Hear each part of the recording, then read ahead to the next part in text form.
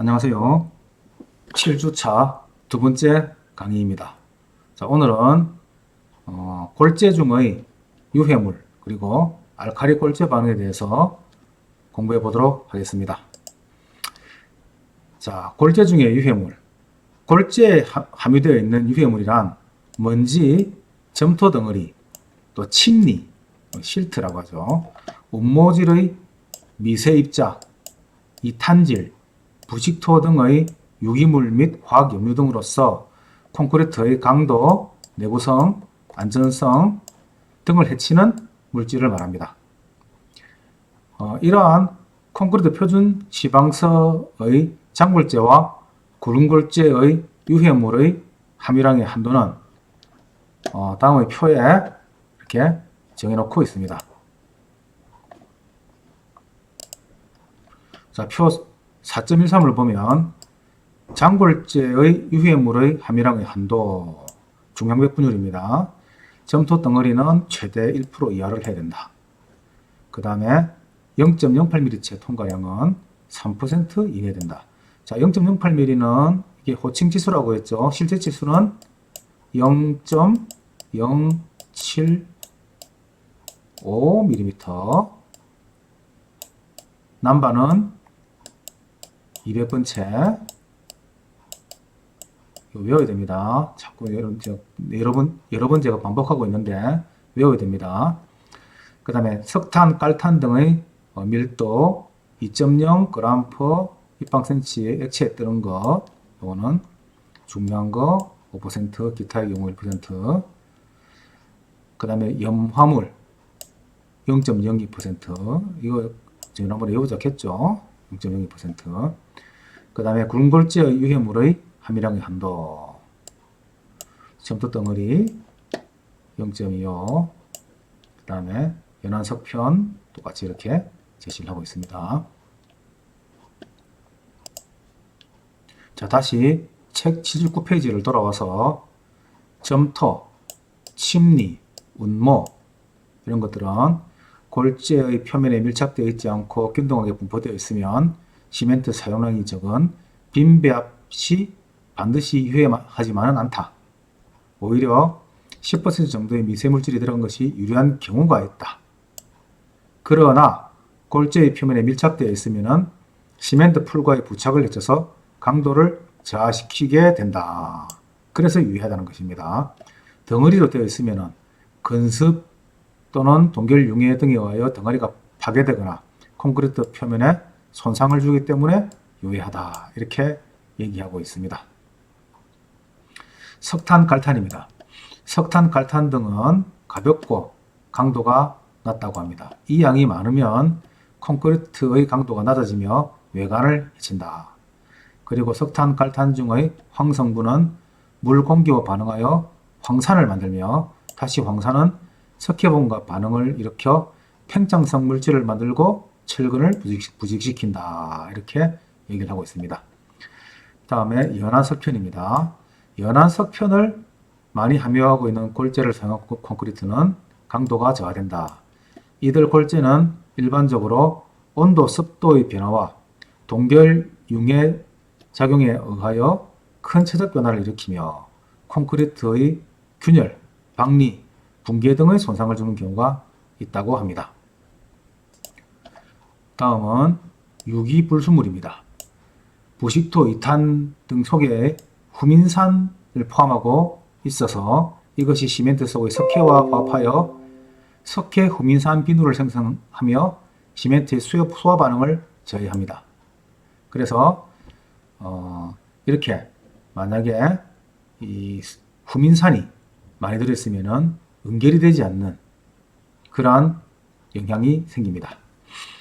후민산이 모르타르 압축 강도에 미치는 영향을 보면은 후민산이 만약에 없을 때는 물시멘트 비가 25%일 때 초결 2시간 10분, 종결 3시간 10분까지 해가지고 강도가 이렇게 1일, 7일, 28일에 아주 완벽한 강도가 나오지만 시멘트 중량의 1% 정도의 후민산이 들어가면은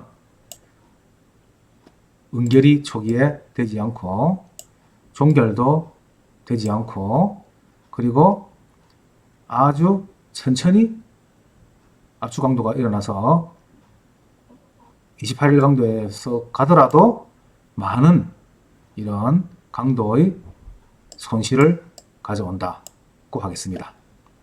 자, 염분입니다. 염분은 바다 모래 등과 같은 염화물을 함유하고 있는 모래를 철근 콘크리트용으로 사용하면 철근과 반응하여 철근 부식을 유발시켜서 콘크리트의 장기 냉구성에 나쁜 영향을 주게 됩니다. 이 철근의 부식은 해수 중의 염화물 중에서도 주로 염화나트륨, 그 다음에 염화마그네슘 등이 주 원인이 됩니다. 자, 다음은 81페이지의 알칼리 골재 반응에 대해서 설명을 하도록 하겠습니다. 자, 알칼리 골재 반응, 이 중요하다고 앞에서 얘기했었죠. 꼭 이거 외워둬야 됩니다. 중요합니다. 자, 이 알칼리 골재 반응은 시멘트 중의 알칼리 성분, 그래서 Na2O, K2O, 그래서 여기 보면은 Na 성분, K 성분, 이 성분이 시멘트 풀의 모세관 공급 중의 수소나 칼슘을 함유한 고알칼리성의 공급 용액과 골재 중에 함유된 반응성 실리카질 광물에 의해서 일어나는 화학 반응이다. 이렇게 정의를 내리고 있죠. 이 정의를 꼭 우리가 알아야 됩니다. 정의를. 그래서 반응 생성물의 형성과 알칼리 실리카 계열의 흡수에 따라서 콘크리트 내부에서 국부적인 팽창이 생기므로 이를 통해서 콘크리트의 균열 및 박리 현상이 유발된다. 그래서 콘크리트의 내구성이 현저하게 저하된다 하는 것입니다. 이러한 알칼리 골재 반응이 처음 제기된 것은 1930년대 후반 미국에서 발생한 콘크리트 균열에 의한 피해를 콘크리트 중의 시멘트 중의 알칼리와 골재와의 반응이라고 스타나톤이 보고한 후에 최근에 중동, 영국, 일본 등에서 피해가 보고되고 있습니다. 그러나 우리나라에서는 아직 알칼리 골재 반응에 대한 피해 보고는 없으나 일부 지역에서 잠재 반응성을 가진 골재의 존재만이 보고되고 있는 실정입니다.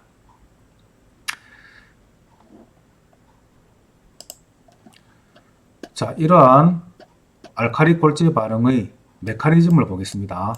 알칼리 골재 반응의 메커니즘은 알칼리 실리케이트 반응, 그리고 알칼리 실리카 반응, 알칼리 탄산염 반응, 이렇게 세 가지가 있습니다. 첫 번째 알칼리 실리케이트 반응, 두 번째 알칼리 실리카 반응, 세 번째가 알칼리 탄산염 반응. 그 중에서도 대부분의 알칼리 골재 반응은 알칼리 실리카 반응이 가장 많습니다. 자, 그러면은 이 알칼리 골재 반응은 이 알칼리 시멘트 속에 포함되어 있는 알칼리 금속, 나트륨이라든지 칼륨 이런 성분이 이렇게 있고, 그 다음에 거기에 반응하는 골재가 존재를 하며 또 물이 거기에 투입이 될 때 이 세 가지의 3대 주 요인이 하나라도 없으면은 알칼리 골재 반응이 일어나지 않습니다. 그러나 이 세 가지가 모이면은 알칼리 골재 반응이 발생하게 됩니다. 이러한 알칼리 골재 반응이 발생이 되면 이렇게 교량의 하부에 콘크리트에 이렇게 아주 거북이등 같은 균열이 생기게 되고, 여기 보면은 균열이 이렇게 많이 생기게 되죠. 이렇게 이런 균열이 생기게 되고, 또 알칼리 골재 반응에 의한 반응환, 이러한 환 모양의 이러한 반응환이 생기게 됩니다. 자, 그래서 이러한 알칼리 골재 반응에 대한 이 콘크리트의 성능 저하, 이게 상당한 중요한 콘크리트의 이 원인이 되죠. 그래서 이게 골재 중에 함유되어 있는 유해한 반응성 광물. 자, 알카리 골재 반응입니다. 반응성 골재. 시멘트 및 기타 재료에 공급되는 일정량의 알카리량, 알카리 금속, 그리고 반응을 촉진하는 수분물, 이 세 가지 조건이 완벽하게 갖추어졌을 때 발생하게 된다. 자, 이러한 알카리 실리카 반응을 일으키면은 콘크리트 내부의 골재 주변에 새까맣게 테두리가 쳐지는 반응환을 관찰할 수 있으며, 반응이 계속 진행하면 콘크리트 표면에서 반응으로 생성한 알카리 실리카 겔이 표면에 얼룩져 나오게 됩니다. 이 겔은 탄산화 반응에 의해서 백색 물질로 변화하는 경우가 많으며, 콘크리트의 구조물 표면에 나타난 균열은 불규칙적인 그물상의 균열이 발달하게 됩니다. 자, 이러한 알카리 실리카 반응에 영향을 미치는 요인을 살펴보겠습니다. 이 알카리 실리카 반응에 생성된 콘크리트 내부의 알카리 실리케이트 겔은 콘크리트 내부에서 팽창을 합니다. 여기서 콘크리트 내부에 있는 알카리 실리케이트 겔의 팽창 압력으로 인한 균열이 발생합니다.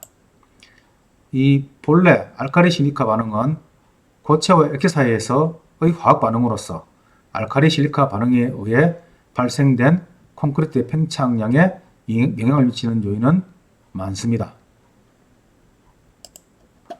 자, 이러한 알카리 골재 반응을 다시 그림으로 자세히 보면은 알카리에 대해서 반응성 있는 골재가 존재를 합니다. 이걸 확대시켜 보면은 이 시멘트가 알카리와 반응하는 것은 골재 중의 반응성 실리카 혹은 규산염이 들어있는 골재가 알카리성 성분 K나 그 다음에 나트륨과 칼륨이나 나트륨과 반응하게 되는 거죠. 그래서 거기다가 습기 보습에 의해서 골재 표면에 겔이 형성이 됩니다. 이러한 겔이 형성이 되면은 이 겔이 팽창 압력이 생기게 되면서 이렇게 표면에 인장과 압축 응력이 발생되며 균열이 발생하게 됩니다. 그리고 이 균열 발생으로 인해서 붕괴가 일어나는 이러한 사태까지 가게 되죠. 이러한 알카리 골재 반응은 중요해서 나중에 여러분들이 시공기술사 시험을 칠 때도 이 AAR이라고 알카리 어그리게이트 리액션, 알카리 골재 반응에 대한 문제가 이렇게 잘 나옵니다. 그래서 이거는 시공기술사의 문제를 정리한 것으로서 이렇게 나오고 있는 그림을 그리고 골재의 AAR의 정의, AAR의 발생 필요 조건, 그 다음에 AAR 발생 메커니즘과 문제점, 그 다음에 AAR 종류, 그 다음에 AAR 현상, AAR의 원인과 대책, 그 다음에 이런 것들을 이렇게 쭉 정리를 해주면은, 그리고 그림도 이렇게 그려주고, 그림도 이렇게 그려주고, 이렇게 이것도 그려주고, 이렇게 하면은 여기에 100점짜리 답안이 되겠습니다. 그래서 여러분들이 나중에 시공기술사 시험을 칠 때는 이러한 답안을 잘 작성해서 또 기술사도 합격하는 여러분들이 되기를 바라겠습니다. 그래서 알카리 골재 반응에 영향을 미치는 요인을 정리를 하겠습니다. 알카리 실리케이트 겔이 만들어짐으로써 콘크리트 내부에서 팽창이 일어난다. 자, 여기에서 가장 큰 요인 하나, 첫 번째, 시멘트 등가 알카리량이 0.6% 이상이 되면 알카리 골재 반응으로 위험하다. 0.6% 적어주시고, 그 다음에 등가 알카리는 나트륨과 칼륨이 있다. 그죠? 두 번째, 습도. 건습이 반복되면 팽창이 발생한다. 세 번째가 반응성 골재. 오팔, 옥수, 트리디마이트, 화산성 유리, 음이정질 석영 이런 것들이 알칼리 골재 반응에 영향을 미치는 요인이 되겠습니다. 여러분들은 이 정도만 알고 답을 적으시면 되겠습니다. 결국은 알칼리 골재 반응에 영향을 미치는 요인이라고 하면 시멘트, 습도, 골재 이 세 개만 적어주면 되죠. 그리고 설명에 알칼리, 실리케이트, 겔이 콘크리트 내부에서 팽창을 일으키는 것이다 하고 적어주면은 여러분들 답은 정답이 되겠습니다. 자, 이러한 알칼리 골재 반응에 대한 평가 방법입니다. 알칼리 골재 반응을 이 평가하는 것은 이렇게 먼저 암종을 판정하는 방법이 있는데 이거는 유관 관찰, 편광 현미경 관찰, 분말 X선 회절로 이용한 관찰이 있습니다. 또 알칼리 함유량을 분석을 하는 방법이 있죠. 그래서 콘크리트 중의 알칼리량을 측정함으로써 알칼리 골재 반응의 반응성 유무를 파악할 수 있습니다. 또 팽창량 시험을 하는 것이 있습니다.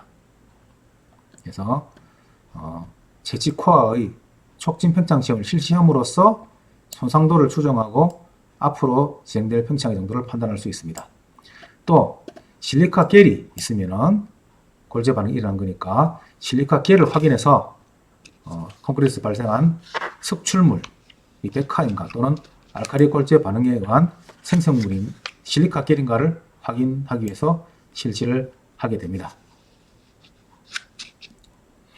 자, 이러한 알칼리 골재 반응에 대한 대책을 보겠습니다.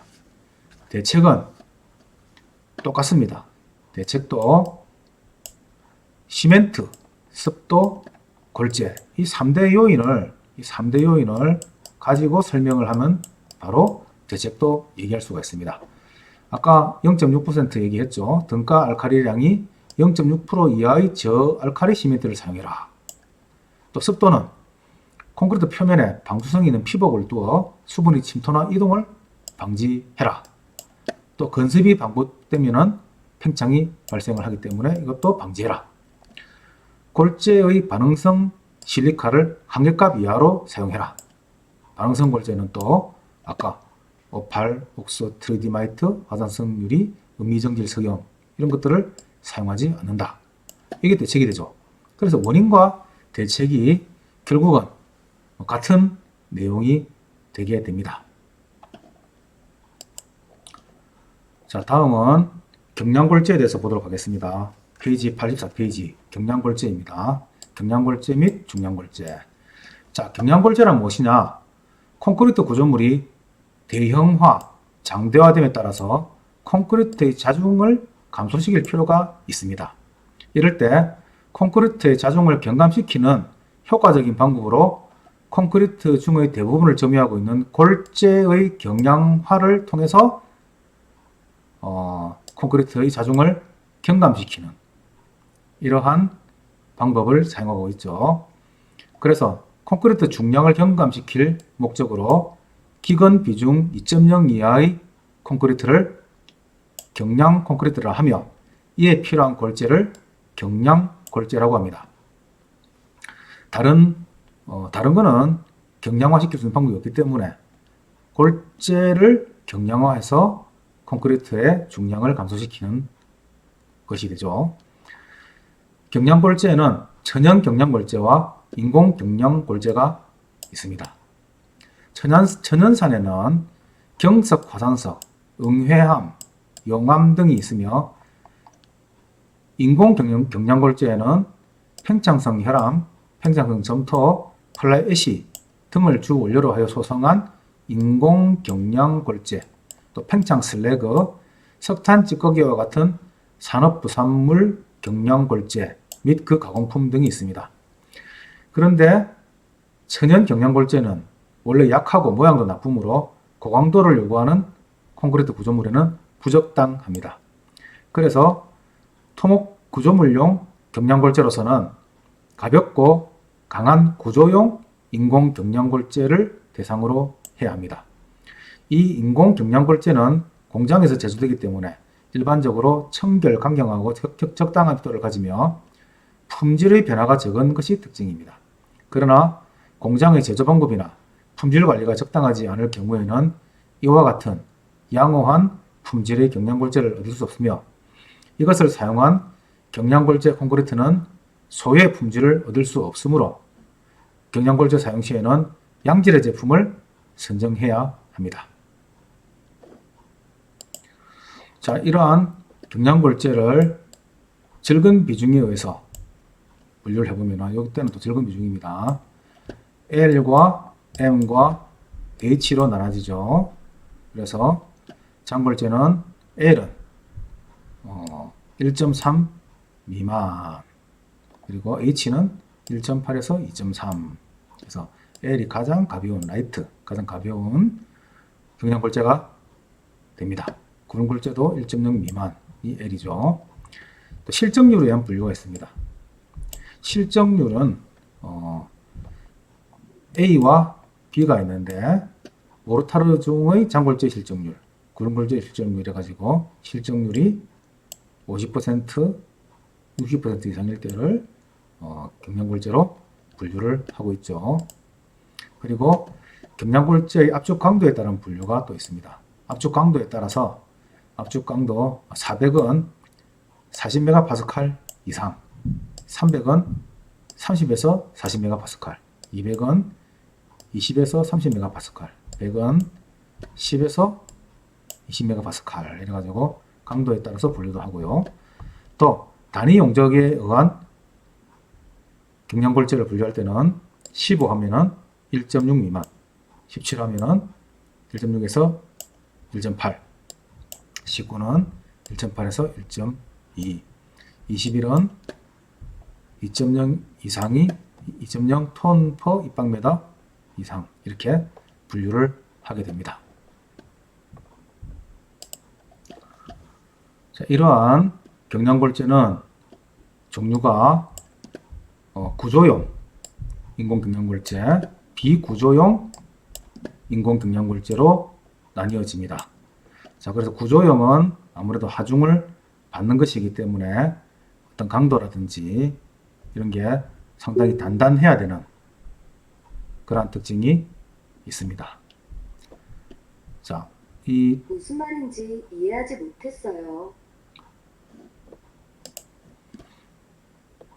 자, 그래서 아무래도 이렇게 이 구조용은 팽창 혈암, 팽창 점토, 팽창 점토판, 소형 플라이시 이런 식으로 나타내는데 비조립형, 조립형, 파쇄형으로 이렇게 나눠서 이렇게 만들고 있고요. 그 다음에 비구조용은 소성 규조토, 팽창성 진주암, 팽창 흑요석 이런 것들을 만들고 있습니다. 여러분들은 그냥 경량골재가 구조용과 비구조용으로만 나눈다 하는 정도만 파악하면 되겠습니다.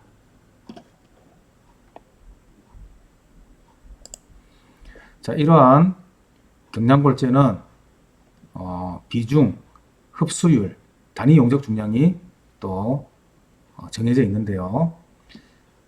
일반적으로 이제 평창성 혈암을 많이 쓰는데 적은 비중에서 장골재의 비중은 1.5에서 1.8, 공골재는 1.2에서 1.5.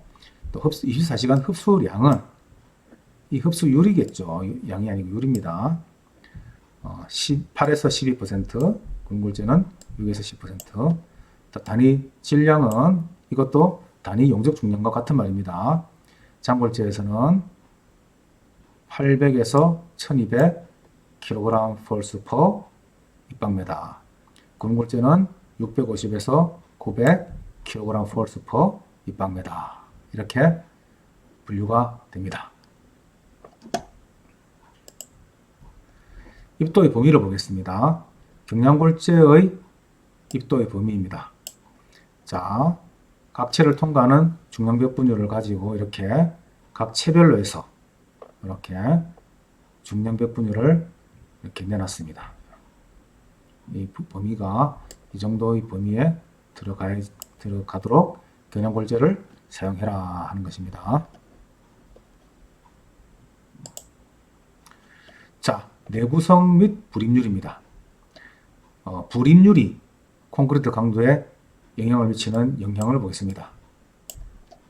자, 이 불임률에 대해서 알아보도록 하겠습니다.